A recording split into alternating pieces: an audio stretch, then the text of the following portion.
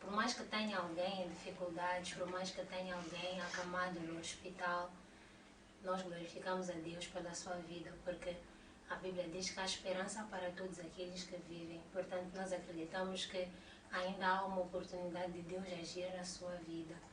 Portanto, nós damos graças a Deus pelas nossas vidas, não importando a circunstância em que todos nós nos encontramos. Queremos agradecer a Deus pela vida do nosso pai espiritual, pela vida de todos os pastores da nossa comunidade.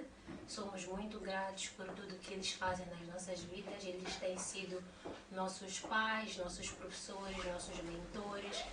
E se nós estamos aqui é graças às orações deles. Nós estamos aqui com o Centro de Evangelização Missionária. Estamos numa série de cultos em debate, acerca de Deus na nossa família. Já temos vindo falando acerca deste assunto já faz algum tempo e temos aprendido bastante. Eu particularmente aprendo bastante com todas as pessoas que por cá passaram e bendizemos a Deus pelo crescimento espiritual que Ele nos está a dar a nível pessoal e a nível familiar. Verdadeiramente Deus tem sido bom conosco. Apesar do tempo difícil, Deus sempre dá uma reviravolta. O diabo, se calhar, tentou de todas as formas nos colocar longe da presença de Deus, fechando as igrejas, mas a Bíblia diz que as portas do inferno não prevalecerão contra a igreja e por isso cá estamos online, por isso oramos em família, oramos nas nossas casas. Eu quero cumprimentar os meus irmãos que estão cá comigo. Estou com o irmão David Marine e o irmão Euclides. A paz do Senhor. A paz, irmãos. Está tudo bem? Graças a Deus, graças a Deus. Amém. Hoje vamos falar sobre Deus na nossa família, Deus na nossa casa. Eu sei que os meus irmãos sabem muito bem de que tema se trata. Já vieram cá algumas vezes, já deram as suas intervenções algumas vezes, mas nós acreditamos num Deus da graça, que a graça se renova a cada dia. E acreditamos que hoje Deus tem uma palavra, uma mensagem para tocar alguém que se calhar não assistiu nas outras edições. E hoje Deus vai falar uma palavra que vai tocar e que vai restaurar uma família. Irmão David, Deus na nossa família. Para uma pessoa que nunca assistiu aos nossos cultos, para uma pessoa que nunca se deparou com este tema, que nunca percebeu o que é isto de Deus na nossa família, como é que podemos explicar o que significa Deus na nossa família? A paz do Senhor, amados telespectadores e a família em casa, a Igreja de Cristo, e agradecer pela oportunidade que me foi dado de poder estar aqui e a falar da parte de Deus. Amém? Bom, Deus na família é algo muito importante para todas as famílias, tanto moçambicanas e africanas e de todo o mundo.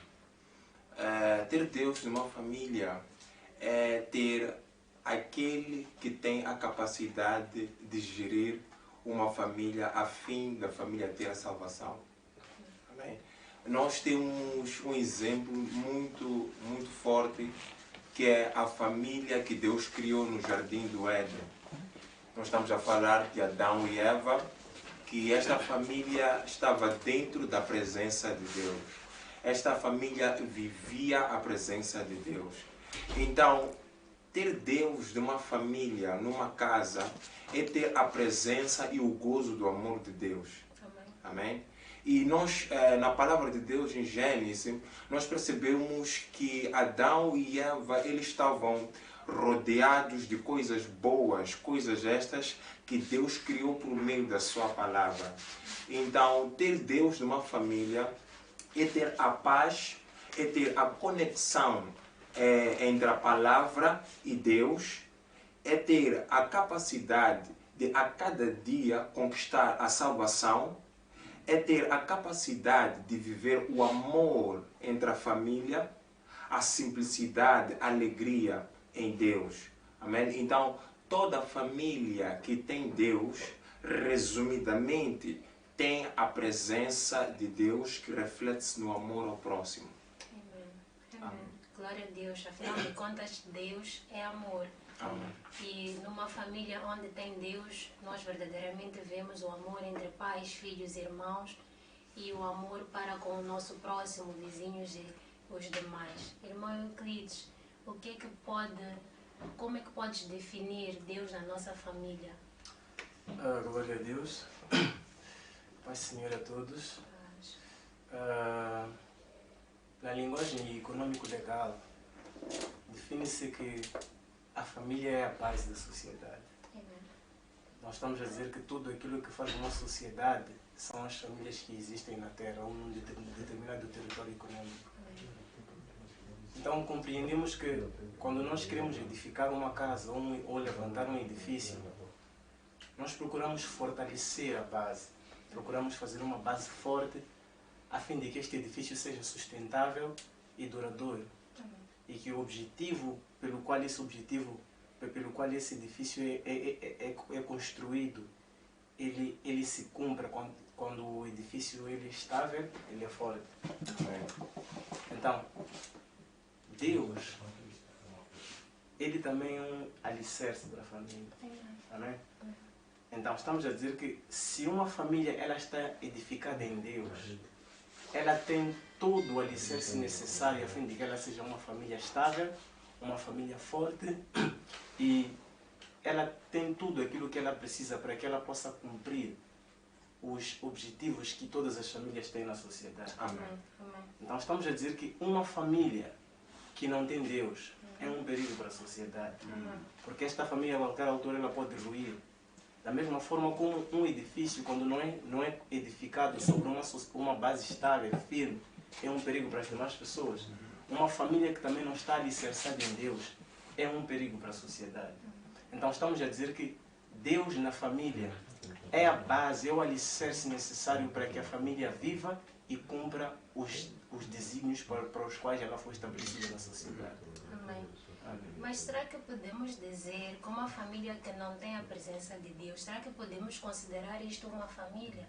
Uma vez que o irmão David disse que Deus é quem instituiu a família, Ele é quem começou a primeira família na Terra.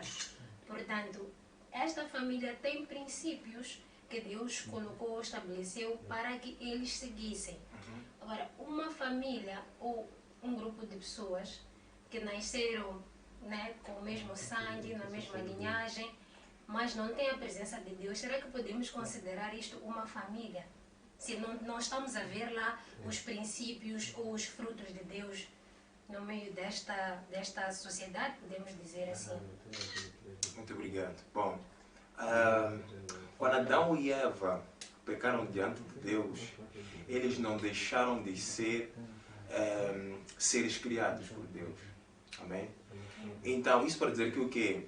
Que a família, ela já é uma família de Deus. O que acontece é que no meio de cada família, existem famílias que reconhecem quem é o seu Criador. E existem famílias que não reconhecem. Mas mesmo criadas por Deus. Porque o bem é o reflexo da intervenção de Deus. Então, quando eu falo do bem, tudo aquilo que nasce é porque Deus permitiu que nascesse. Por quê? Porque o plano de Deus, ao nascer de alguém, é para que esta pessoa, pode ser cedo ou tarde, cumpra com seus desígnios, ou com os desígnios que Deus estabeleceu. Então, eu olho na vertente que toda família, tendo Deus ou não, eu acredito que é uma família criada por Deus. Porque aquele que tem autoridade entre a vida e a morte é Deus. Então, se Deus deu a vida àquela pessoa, é porque Deus ele coopera com aquela pessoa.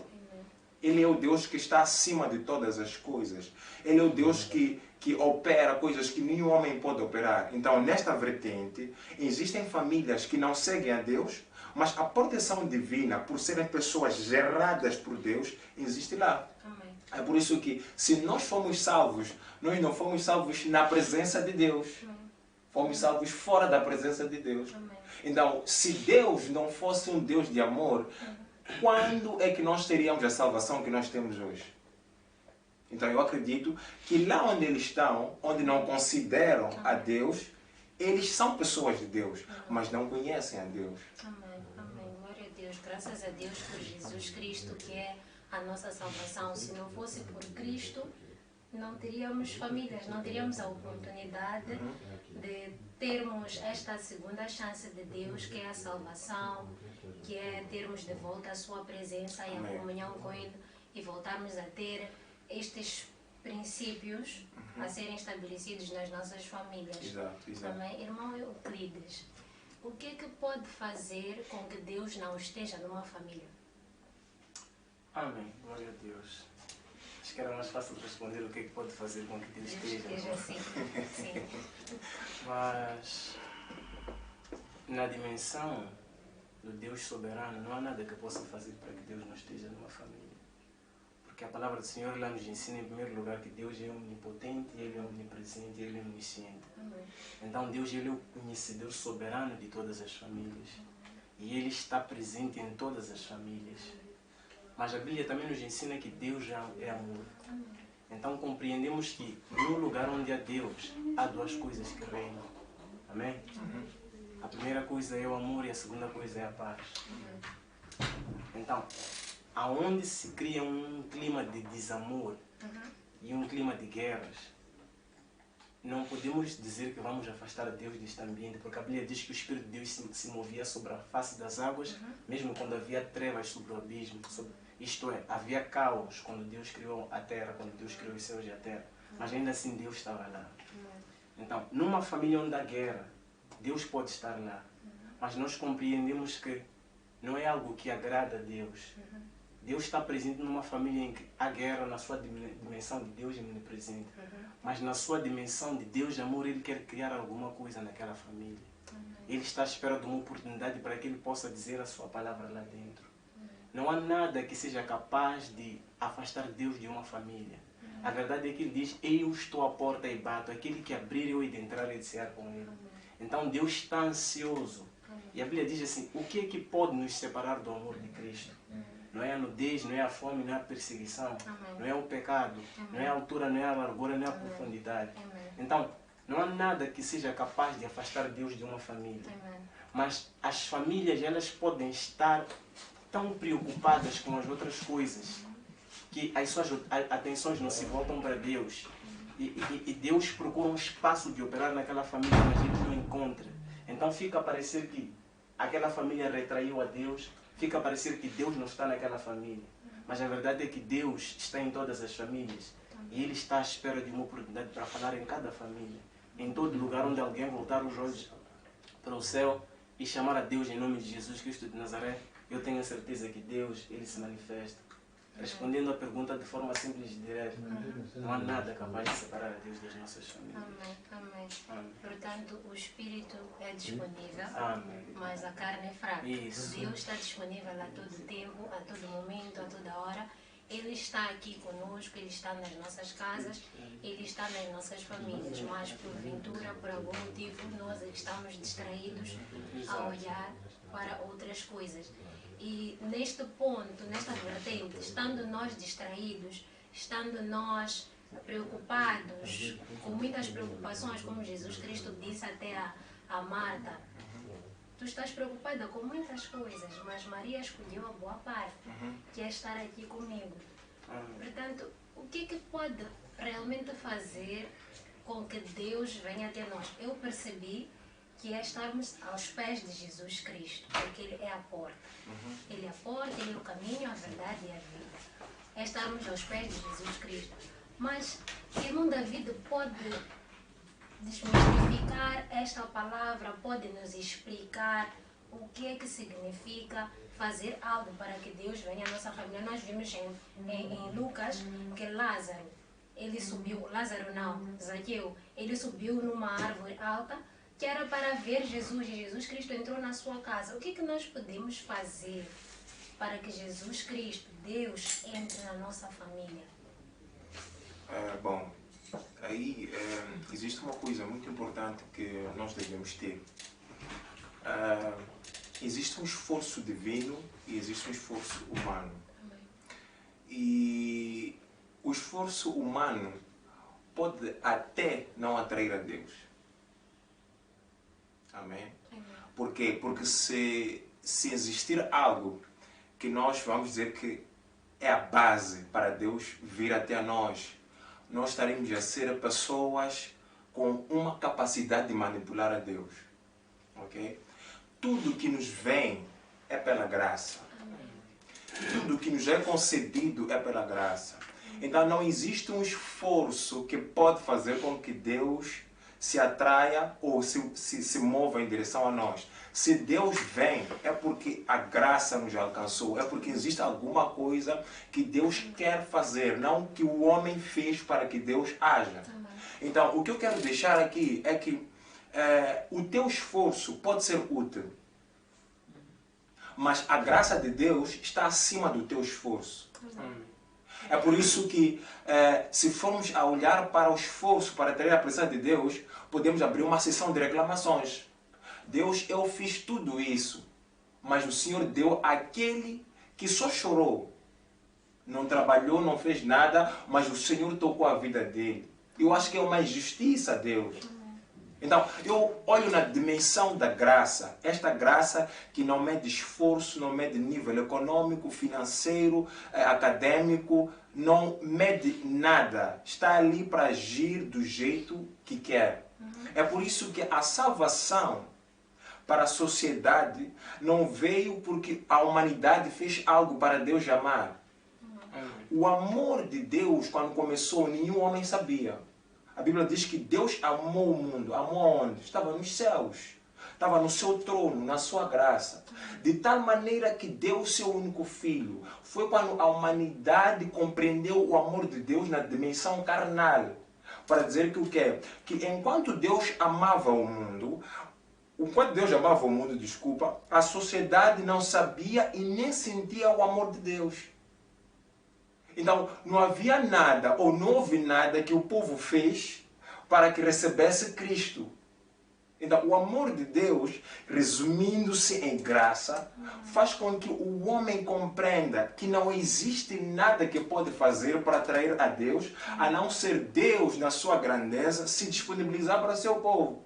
É por isso que uma família, antes de agir para atrair a Deus, deve conhecer a palavra.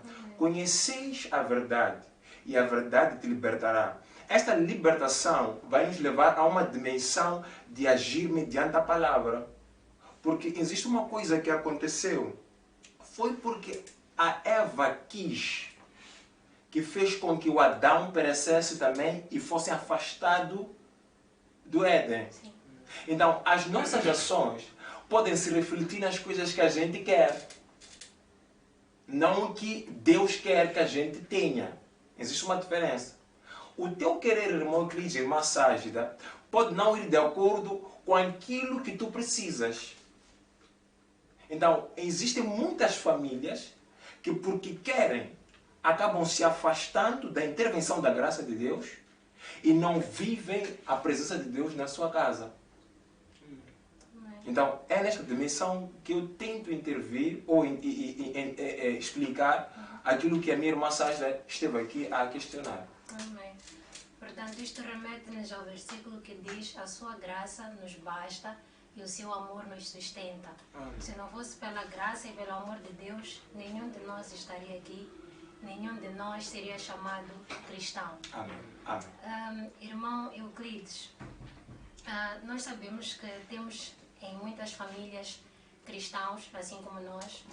Em muitas famílias há cristãos e há famílias em que há só uma pessoa que é cristã e toda outra parte da família não é. Como é que nós podemos fazer para que Deus realmente esteja na nossa família? Será que por eu ser a única pessoa que conhece a Jesus Cristo, que é salva na minha família, será que Jesus Cristo, Deus, já está na minha casa? Ou é necessário que todos nós estejamos todos numa única fé, estejamos todos a orar da mesma forma? É uma pergunta muito boa, gosto dela. Quero respondê-la com base na Bíblia. Né? Nós recebemos promessas de Deus. Amém? Amém. Amém. tudo o que sustenta a nossa fé, se nós formos a ver, são promessas. A Bíblia diz que se tu creres com o coração e tu confessares com a boca, tu serás salvo. Então, são condições que se foram colocadas no futuro. Se creres, serás. Tudo no futuro. Então, nós aceitamos estas verdades pela fé. Amém? Nós agarramos nestas promessas e vivemos confiantes em Deus, baseados nela. Que se Ele prometeu, Ele é fiel para cumprir. E Ele não pode mentir. Amém? Então, a palavra nos promete também no livro de Atos 16, versículo 32. Diz assim: crê em Jesus Cristo, tu e os da tua casa serão salvos. Então, se na minha família eu sou o único crente, eu tenho uma base de oração. Não fui desamparado pela palavra de Deus. Na verdade, a palavra de Deus localizou justamente a mim neste versículo de Atos 16, 32. Diz: se tu creres, a tua casa também será. Então, o que que acontece? Se eu aceito como Jesus Cristo como meu único Senhor e Salvador na minha casa, eu já tenho como cobrar a Deus pela fé. Não cobramos a Deus porque Ele nos deve alguma coisa, mas cobramos a Deus porque nós esperamos alguma coisa dEle. Não cobramos a Deus porque Ele nos deve alguma coisa, mas cobramos a Deus porque nós confiamos nele. Cobramos a Deus porque nós esperamos dEle aquilo que nós precisamos. Então, é pela fé que nós entramos em oração e dizemos: Senhor, lembra o que Tu disseste na Tua palavra. Amém? Se nós voltarmos para a Bíblia, havemos de encontrar de Gênesis a Apocalipse orações de pessoas que dizem: Senhor, lembra. Lembra, Senhor. Amém? Então, nós podemos lembrar a Deus deste versículo nas nossas casas. O que eu gosto é de encontrar pessoas que têm Cristo em casa e com o coração cheio de amor. E eu lamento um pouco, porque, infelizmente, isso é uma coisa que está a diminuir na nossa sociedade, isso é uma coisa que está a diminuir nas nossas igrejas. É normal tu chegares na minha casa e dizeres: Euclides, para tua irmã Norés, e eu vou responder: a salvação é individual. Então, é um coração vazio de amor no final do dia, que está preocupado somente com ele mesmo, com o próprio umbigo, e não está preocupado com os outros. Amém? Mas a Bíblia nos ensina que Deus é amor. E a Bíblia diz que aquele que diz que ama a Deus e não ama seu irmão, esse é mentiroso. Amém? Então, se eu digo que amo a Deus, o meu amor que eu tenho por Deus, ele deve se manifestar pelo amor que eu tenho pelo meu irmão. Primeiro o que está na minha casa dentro e depois os que estão fora também, que vou evangelizar. Agora, se o meu amor não me faz chorar, é um amor vazio. Amém? A Bíblia diz que Jesus Cristo diz: eu dou a minha vida por amor a vós. Amém? Agora, se nós formos a ler bem a Bíblia, nós vamos compreender que no jardim do Getsemane, Jesus Cristo chorou. Jesus Cristo, ele orou até transpirou sangue. E eu pergunto, irmão Euclides, você que diz que ama Jesus Cristo de verdade, e teu irmão na tua casa não está salvo, teu irmão na tua casa é um bêbado, teu irmão na tua casa não se converte, tua irmã sai às 7, volta às 17 do dia seguinte. Quantas vezes Deus ouviu os soluços do teu choro por causa desta alma perdida dentro da tua casa? A promessa está à tua espera, a palavra está à tua espera, mas é necessário que pela fé, assim como aceitamos a Jesus, também pela fé nos posicionemos de acordo com a palavra, a fim de buscar o coração de Deus, a atenção de Deus e ganhar esta alma para Cristo. Bem disse o irmão David: ninguém pode atrair a Deus para a sua própria vida. Amém? Mas a Bíblia também nos diz este versículo: buscai a Deus a tempo de se poder achar. E este é o tempo certo. Então, irmã Ságida, agora é o tempo em que nós podemos achar a Deus. É possível que eu clame a Deus e Ele me ouça e me responda e salve uma alma, por causa do amor que Ele colocou dentro de mim. Às vezes Deus nos salva a nós para que sejamos a porta da salvação da nossa casa, mas nós guardamos a salvação para nós. Então há necessidade de se buscar um coração de amor no seio de todo aquele que diz que é crente. E é isto que vai salvar a família. É aqui onde se cumpre o Atos 16:32, assumindo que é um coração de amor que aceita Jesus, aceitando Ele, a sua casa também será salva. Amém. Amém. Glória a Deus. Portanto, a fé nesta palavra de que se eu aceitar Jesus Cristo como Senhor e Salvador da minha vida, a minha família será salva. Esta fé, esta crença vem pelas obras. A Bíblia diz que a fé vem pelas obras, vem acompanhada de obras. Irmão David, o irmão Euclides esteve a falar aqui que nós temos de chorar pelas almas. Nós temos de chorar, de mostrar o amor que nós temos pela nossa família através de súplicas e orações. Quais são essas outras obras que a Bíblia nos fala, que a Bíblia nos diz que tem que acompanhar a fé? Porque Tiago, ele diz, tu tens fé, mostra-me a tua fé que eu te mostro as minhas obras. É como se ele estivesse a dizer, ok, tu tens fé, mas eu estou a ver que na tua família tens a tua mãe, tens o teu irmão, a tua irmã que não são salvos, mas tu tens fé. Eu não te disse que tenho fé, não estou aí a espalhar que tenho fé, mas tenho a minha família salva. O que Tiago, podemos assim dizer, o que Tiago fez que eu não estou a fazer para a família dele ser salva e a minha não? Bom, cada família é uma família. Cada intervenção de Deus é uma intervenção de Deus. E cada tempo é um tempo.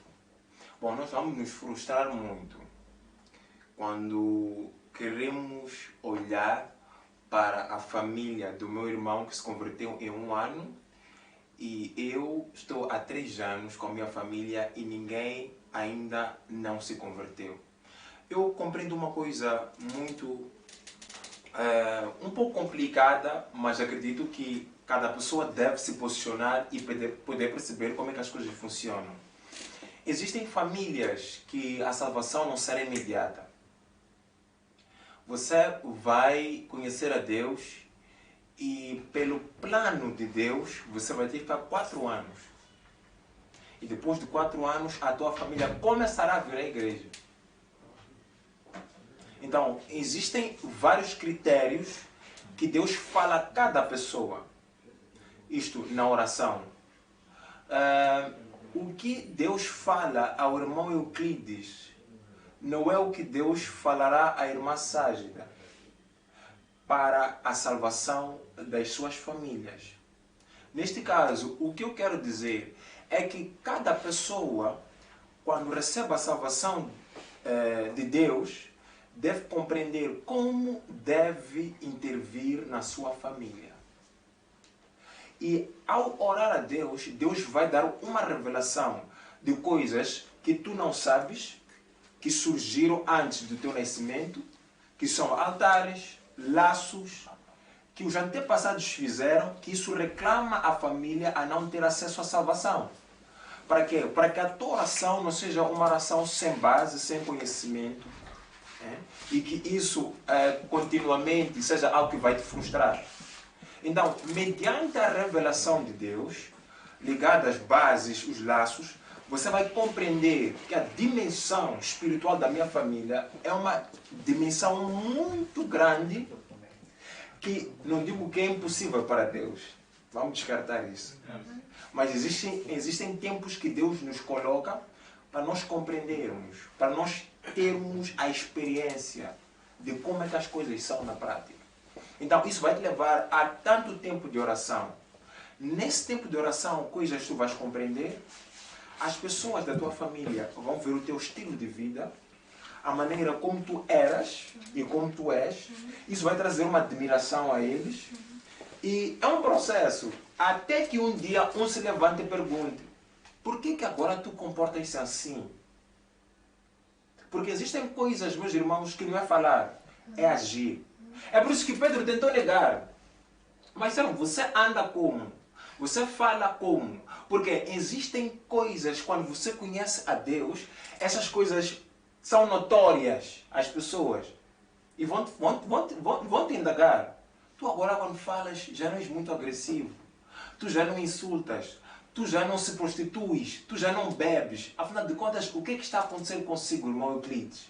Aí tu vais dizer que não, eu conheci a Deus. Vocês sabem muito bem que já estou há 3 anos, eu sou servo e eu faço isto, isto e isto.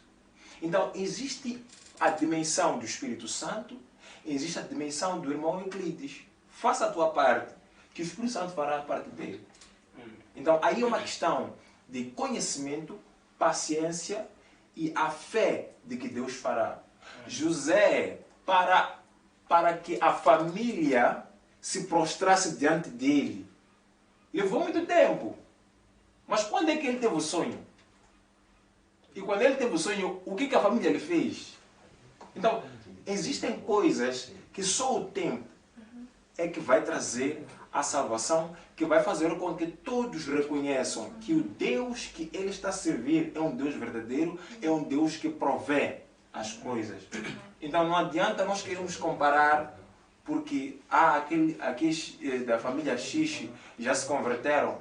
Meu irmão, a conversão não é o homem estar na igreja. Nós podemos ver famílias na igreja, mas não estão convertidos. Há uma coisa que eu estive a falar com o irmão. Existe um erro que acontece. Existem pessoas que nasceram numa família em que os pais são pastores. Ok? E a maneira deles de viverem, os filhos, né? Faz com que nós, que não tivemos essa oportunidade, começamos a perguntar, mas aquele, por que faz aquilo? E a resposta das pessoas é porque nós todos os dias lemos a palavra, todos os dias nós meditamos, todos os dias oramos. Mas se fores a ver na íntegra, tu não sentes a salvação na pessoa. Tu sentes que a pessoa está a gozar da graça dos pais serem pastores. Mas a pessoa não é salva. Então a salvação não é porque tu andas com o pastor, não é porque tu estás na igreja, mas é quando tu começas a viver a palavra de Deus na igreja. É por isso que conhecer a palavra é a intervenção do homem, mas viver é a intervenção de Deus, que é a graça. Amém. Amém. Portanto, há tempo para todas as coisas. Há tempo para uma família se converter e há tempo para outra família se converter. Significa que o tempo sempre vai chegar. Amém. E para aquelas pessoas, irmãos queridos, como estiveste aqui a dizer, que há pessoas que são portas de salvação, mas esta pessoa vem orando e acaba desfalecendo. Será que Deus já não vai salvar aquela família? Porque a pessoa que é a porta, a pessoa que Deus colocou como o pilar da salvação, já desfaleceu ou já parou de ter um comportamento, como o irmão David esteve a dizer, já parou de ter um comportamento exemplar que demonstra que esta pessoa é cristã, que já saiu do mundo para Jesus Cristo. Será que se esta pessoa deixar, vamos assim dizer, deixar de ter este comportamento, um comportamento de alguém que é verdadeiramente uma porta, que tem a responsabilidade, como Moisés, de conduzir a família, o povo de Israel para a terra prometida, para Jesus Cristo, será que Deus vai deixar de levar o povo ou esta família para a sua presença, a conversão? Amém. É uma pergunta boa. Nós rezamos para um Deus soberano. Amém. Nós cremos num Deus do impossível. Amém. Nós cremos num Deus que não tem limites no seu agir. Amém. Ele pode todas as coisas. A Bíblia diz, agindo o Senhor, quem me impedirá? Amém. Então, nesta dimensão, para responder esta pergunta, eu quero tomar primeiro o exemplo de Moisés. Deus decide salvar o povo de Israel da mão do povo egípcio. Deus diz, eu vou lhes levantar um libertador. Ele manda Moisés para eles. Moisés cresce como um egípcio, como um príncipe egípcio. Mas o que Deus tinha colocado dentro de Moisés lhe fez negar o seu principado no Egito. Ele renunciou ao ser príncipe e ele foi viver na casa de Jetro. Se nós formos a ver de forma histórica, de forma humana, o que fez com que Moisés renunciasse ao principado do egípcio, do povo, do trono do Egito, era a compaixão que estava no coração dele. Mas se nós voltarmos para a história e entendermos aquilo que aconteceu, é que Deus havia decidido de levantar um libertador para o povo de Israel. E como bem disse o irmão David, que tudo tem um tempo, havia chegado o tempo em que Deus decidiu preparar Moisés numa outra dimensão. Porque Moisés primeiro ainda aprendeu as leis, ele aprendeu a escrever, ele ficou uma pessoa erudita e instruída, isso tudo no Egito, estás a entender? Então chega uma altura onde Deus quer dar uma lição de humildade a Moisés, uma lição espiritual a Moisés. Fisicamente falando, ele teve compaixão e saiu, mas espiritualmente falando, se cumpriu o propósito de Deus no Egito para Moisés e iniciava uma nova coisa na casa de Jetro. É lá onde foi ter a experiência com a sarça, foi lá onde aprendeu a pastorear ovelhas. E é isso que ele ia se tornar diante do povo de Deus, um pastor das ovelhas de Deus. Então Deus capacitou a ele de uma forma e Deus capacitou a ele de outra forma. E nós vemos um Moisés que, depois de ter sido capacitado materialmente, intelectualmente, fisicamente, e depois capacitado espiritualmente com Deus, adivinha o que acontece com Moisés? Moisés falha com Deus. Amém? Moisés falhou com Deus. Agora, nós entendemos que Deus é soberano em duas dimensões. Quando Moisés falha com Deus, a primeira coisa que Deus faz não é destituir Moisés. Deus não nega Moisés porque Moisés bateu a rocha 2 vezes. Amém? Mas nós vemos um Deus que primeiro restaura Moisés. Ele restaurou Moisés e depois de ter restaurado Moisés, ele disse: Moisés, existe alguém que vai fazer alguma coisa que você não fez. Mas essa pessoa que vai fazer o que você não fez não era uma pessoa que estava longe de ti. Então, se Deus me usa como uma porta para a salvação da minha família e eu fracasso em algum momento e Deus quer continuar a obra da salvação da minha família, Deus vai colocar alguém perto de mim. É isto que aconteceu com o profeta Eli. Nós vimos um Samuel que ele cresce na casa de um profeta Eli, mas um profeta Eli que já está espiritualmente destituído do sacerdócio aos olhos de Deus.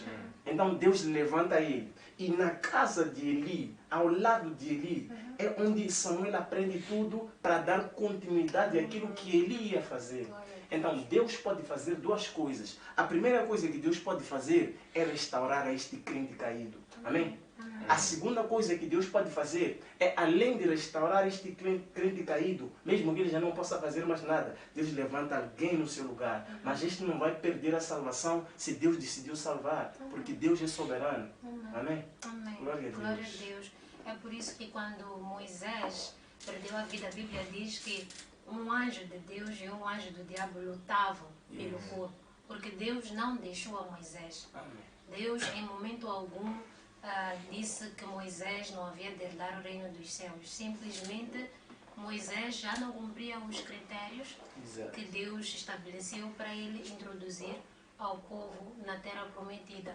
Portanto, podemos dizer que Deus sempre tem um plano. Amém. Deus sempre tem uma segunda chance. Nenhuma família vai ficar destituída. A Bíblia diz que ninguém é destituído da graça de Deus. Amém. Portanto, nenhuma família vai ficar destituída. Portanto, podemos assim dizer que todas as famílias da terra serão salvas. Irmão David. Boa pergunta essa. Bom, eu não diria que a salvação, primeiro a Bíblia diz o seguinte: Jesus virá depois de o Evangelho ser pregado sobre toda a terra. Amém. Então, depois de toda a terra conhecer a palavra, ele virá. Então, no meio de tudo isso, existem pessoas que ouvirão e não vão crer. E no meio de tudo isso, existem pessoas que ouvirão, mas vão continuar a blasfemar. Então, há um nível em que a salvação a pessoa não alcança porque ele escolheu. Então, dizer que todos serão salvos não é algo que está no meu controle, não é algo que eu poderia dizer. Não é uma resposta que eu tenho a responsabilidade de dizer, né? Então, é algo que eu prefiro dizer que prefiro deixar com Deus. Amém. Porque nem nós que estamos aqui na live, você pode até dizer que eu serei salvo porque estou a fazer uma live hoje a falar de Jesus. Amém. Mas quem sabe do amanhã é Deus. Amém. Hoje pertence ao homem, Amém. mas amanhã pertence a Deus. Amém. Então, a importância do homem considerar o dia de hoje faz com que amanhã tu consigas ver a face de Deus. Então, eu digo que a salvação é algo que pertence a Deus mediante o posicionamento do homem. Amém. Mas será que a salvação não é uma vontade de Deus para toda a terra ou para toda a carne na terra? Porque a Bíblia diz, Deus diz que Deus não se agrada da morte do que morre, da morte daquele que está no pecado. Aquele que morre é aquele que já está morto espiritualmente. Está morto espiritualmente quem está no pecado. Portanto, será que não podíamos dizer que é a vontade de Deus que todas as almas sejam salvas? Porque eu vejo que é por isso que Jesus Cristo morreu e suou sangue, como o irmão Euclides disse. Porque era a vontade de Jesus Cristo que toda a humanidade seja salva. Irmão Euclides, é a vontade de Deus ou não é a vontade de Deus? Como é que nós, como cristãos, como servos de Deus, podemos contribuir, podemos servir a Deus na medida de poder, como é que eu posso dizer, de poder trazer almas para Cristo? Eu acredito que é da vontade de Deus. Deus decidiu glorificar-se perante a humanidade, o homem caído e perdido no pecado. E a forma que Deus encontrou para manifestar essa glória, para se glorificar diante dos homens, foi Jesus Cristo. Amém. Ele estabeleceu um caminho pelo qual o homem podia conhecer. Amém. Jesus vem e diz: eu sou o caminho, a verdade e a vida. E ninguém pode chegar ao Pai senão através de mim. Amém. Então nós encontramos um Deus que Ele quer, que Ele tem necessidade. Amém? Amém. De glorificar-se e mostrar-se diante do homem, não por vaidade, não por soberba ou por orgulho, mas por amor. Porque uma vez um amigo meu, amado Amâncio Marino, ele disse assim: Deus é a fonte, Deus é o Pai dos Espíritos. Então todo pai, ele tem um desejo, ele gosta, ele quer que o filho lhe conheça. É nesta dimensão que Deus traz a Jesus Cristo para nós. Agora, se nós formos ver em alguns nos evangelhos não, numa das cartas paulinas, a Bíblia diz que nós todos somos, a igreja deve se unir até o ponto de chegar à perfeição da estatura do conhecimento de Cristo, ou seja, do mistério de Deus, a saber Cristo. Amém? Então, Deus quer que nós todos conheçamos a Jesus Cristo. Deus quer que nós todos sejamos salvos. Mas a verdade é que não somos todos que havemos de conhecer a Jesus Cristo. Não somos todos que havemos de ser salvos. Alguns por egoísmo, alguns por soberba, outros por predestinação. Como está escrito na Bíblia, Jesus disse: a nenhum deles eu perdi, a não ser o filho da perdição, referindo-se a Judas. Agora, ninguém aqui pode dizer quem é que está destinado a viver ou a morrer. Como eu havia dito antes, a Bíblia diz que hoje, amém? Que existe um tempo para buscar a Deus. Que tem um tempo em que podemos buscar a Deus e tem um tempo em que nós vamos buscar e não vamos lhe achar. Hoje eu sei que é o dia favorável para que até o maior assassino, a maior prostituta, o maior feiticeiro, buscando a Jesus, encontre a redenção e a salvação da sua alma. Hoje. Amanhã pertence a Deus, mas hoje Deus quer salvar a todos nós. Amém, amém. E se nós não aceitarmos hoje, nós não sabemos. A Bíblia diz: aquele que crê, hoje pedirão a tua alma. Exatamente. O que tens preparado? O que é que nós temos preparado, amado irmão, amada irmã, pai e mãe? Se Jesus Cristo volta hoje, se Jesus Cristo decide que deve tirar de nós o sopro, o fôlego de vida, o que é que nós temos preparado? Nós não sabemos o dia de amanhã, nós não sabemos o minuto a seguir, o que é que vai acontecer. Irmão David, o que é que nós podemos dizer a uma pessoa que porventura pensa que tem muito tempo de vida, que olha, talvez daqui a 5 anos eu aceite, talvez daqui a 2 anos eu comece a ir à igreja? O que é que podemos dizer a esta pessoa face a este versículo que diz: o que é que tens preparado? Será que nós temos controle da nossa vida? Nós sabemos que realmente vamos viver daqui a 2 minutos? Para dizermos que não, eu só vou aceitar Jesus Cristo daqui a 3 anos? Oh, meu Deus. Bom, nós estamos num tempo muito sensível em que as guerras, as tribulações estão aí e nós estamos num país que normalmente não esperávamos que poderíamos ter este tempo de guerra. Estamos a falar do norte de Moçambique e acredito que lá existiam pessoas, ou existem pessoas com este pensamento: eu vou trabalhar lá, vou ganhar dinheiro, Jesus Cristo eu vou deixar para daqui a 2 anos. No norte agora há muito dinheiro, então eu vou parar o evangelho, vou trabalhar 3 anos e depois de 3 anos eu volto a ser servo, eu volto à igreja. Mas no meio desses 3 anos a pessoa acabou perdendo a vida. É um exemplo só que a deixar. E esta pessoa acaba ficando com a última coisa que ele disse a Deus. Deus, eu vou trabalhar, depois de 2 anos eu volto para te servir. Então, com isso, eu começo a compreender que a cada segundo, a cada milésimo, é uma oportunidade de nós podermos fazer algo para Deus. Pode até não ser coisas visíveis para o homem, mas algo que vai fazer com que Deus se alegre do posicionamento do teu coração. Eu estava a ver um filme, que este filme, ele dizia, era um evangelista, dizia que a salvação não é o ato de eu aceitar Jesus como Senhor e Salvador da minha vida, mas é o processo de purificação da alma e do coração que fará com que o homem tenha acesso à salvação.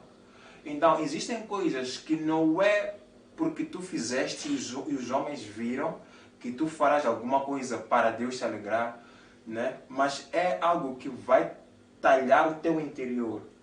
Então, eu acho que é uma fase em que todos nós como seres humanos, devemos olhar que os tempos estão quase no fim. Existem guerras que você não imaginava que pudessem acontecer. Existem coisas que você não imaginava que poderiam acontecer.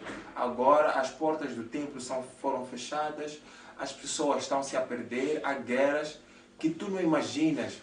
Então olha isso como uma oportunidade de você se posicionar e fazer alguma coisa para Deus. Se quer evangelizar,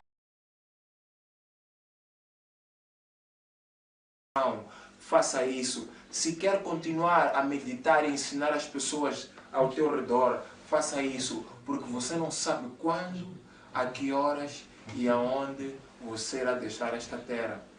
Existem pessoas que há meses, há semanas atrás, nós tínhamos contato com essas pessoas, mas por causa desta pandemia, essas pessoas perderam a vida. Até você mesmo não acreditou que essa pessoa já não está mais consigo.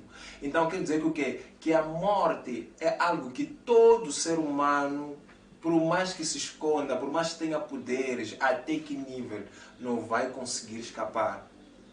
Então a morte é a última porta do ser humano na Terra. E esta porta ninguém vai escapar. Então é algo que nós temos que ter a consciência, depois da morte, o que nós diremos a Deus? Esta questão não é só para você que está a ouvir, que está a nos assistir, é mais para nós também que estamos aqui.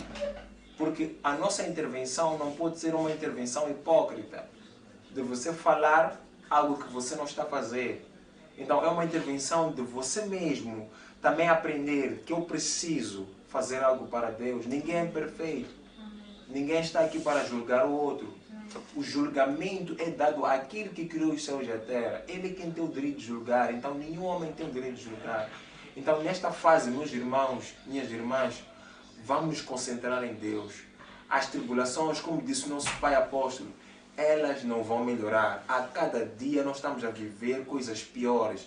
Então é tempo de dobrarmos o joelho, orarmos e fazermos tudo para que Deus se alegre das nossas vidas. Amém. É tempo da gente orar e buscar a Deus pelas nossas famílias. A Bíblia diz que quem não ama a sua família negou a fé. É pior do que um crente. Eu ouvi alguém dizer que nós estamos até acima dos incrédulos.